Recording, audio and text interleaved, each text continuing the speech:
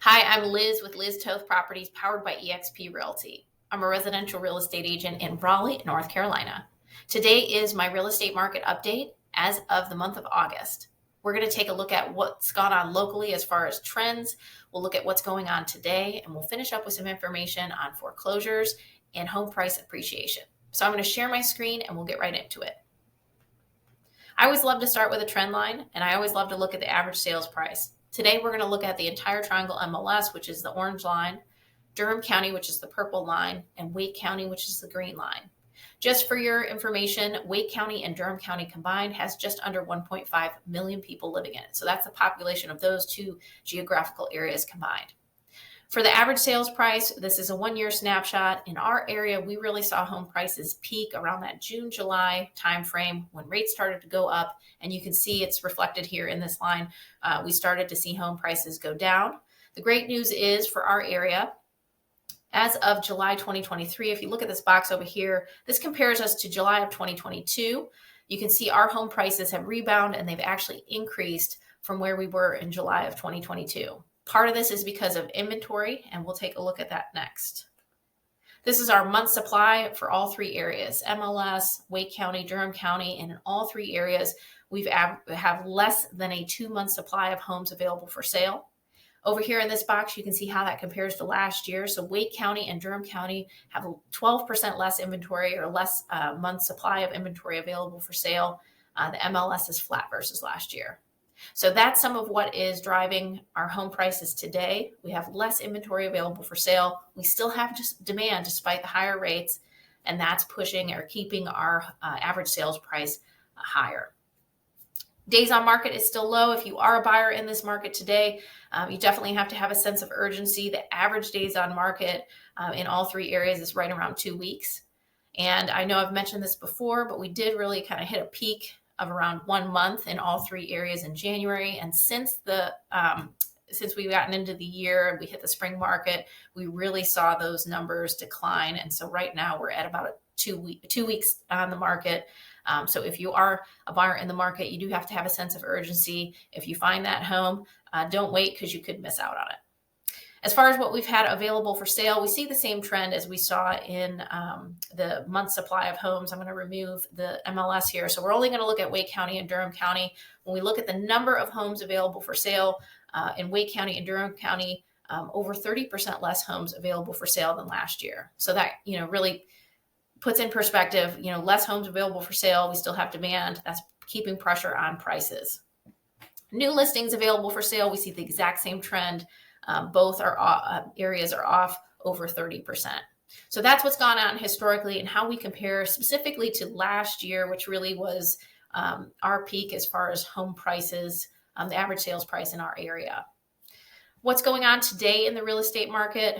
Well, what is coming soon and available for sale or active for sale in Wake County and Durham County? And again, just under 1.5 million people in those two areas combined. We have under 2,400 homes available for sale. So not a lot when you consider the amount of people that live in that area, plus the amount of people that are moving to the area. What's under contract today? 3,159 homes currently under contract. This includes both new construction and resale. These will close sometime in the foreseeable future. And what has closed so far in the month of August, and it is August 22nd, just over 1,000 homes in Wake County and Durham County. That's what's going on today. Wanted to finish up with some information. I read a lot and I'm seeing more and more information or news headlines about foreclosures being up and things like that. I like this chart because it shows exactly what's going on. It goes all the way back to the Great Recession, and we did have a lot of foreclosures at that time. And you could see where we are today. And so some of the news headlines are, foreclosures are up significantly when compared to 2021. There was a moratorium on foreclosures for a while. That's opened up.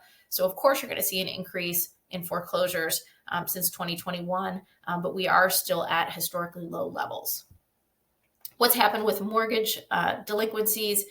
So we've seen a decline in mortgage delinquencies as well. So we're down here as of May and June, and this is according to Freddie Mac and Fannie Mae. In fact, the blue line is Fannie Mae and the green line is Freddie Mac. And what's gone on with home prices? Well, we saw what's gone on locally.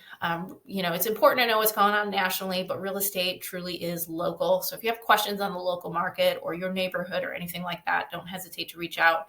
But I always like to look and see and be educated on what's gone on nationally.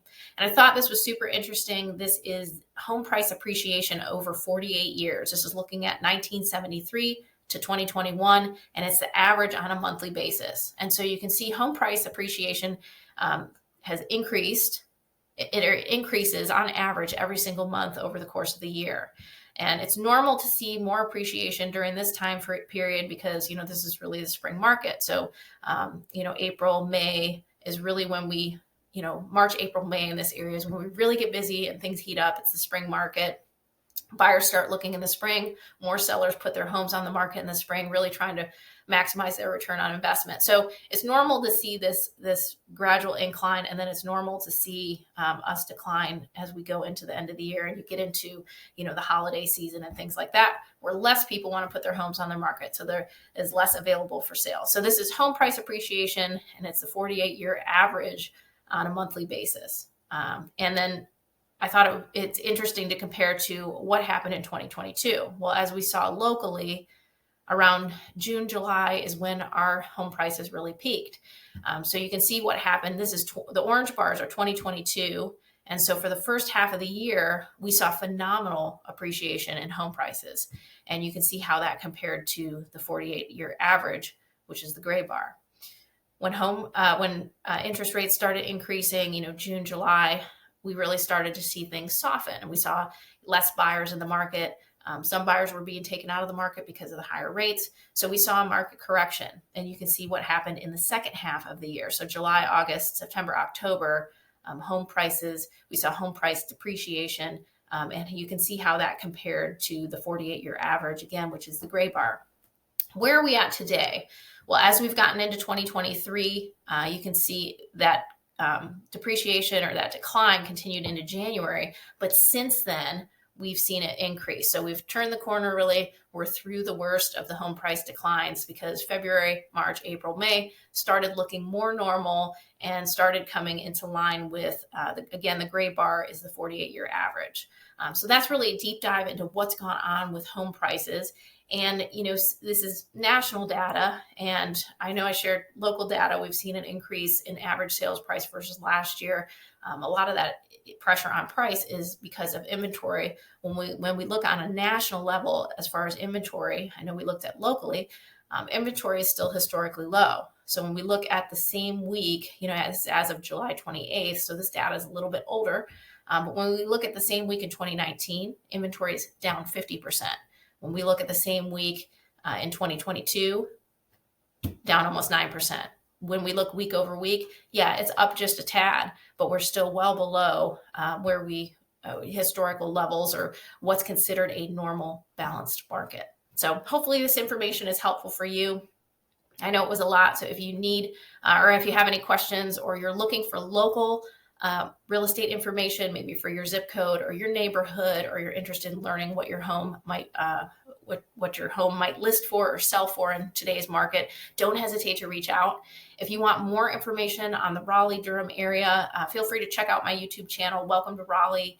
I have city tours, community tours. There's more information on the real estate market, more videos just like this on the real estate market on that site. Feel free to subscribe, click the little bell, and you'll be notified anytime a new video is uploaded. I look forward to talking to you again soon, and I hope you have a great day.